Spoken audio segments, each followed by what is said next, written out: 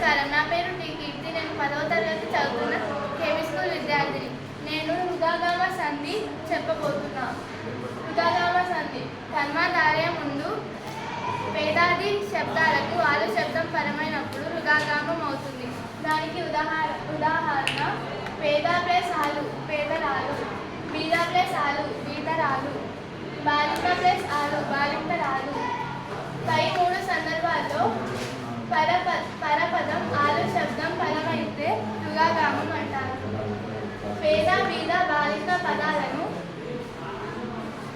పేదాదులు అని అంటారు. పేద బీద బాలింత అనే పదాలకు ఆలు శబ్దం పరమైంది. పేదాది పదాలకు ఆలు అనే పదం కలిసినప్పుడు రు అనే అక్షరం వచ్చింది. రు అనే అక్షరం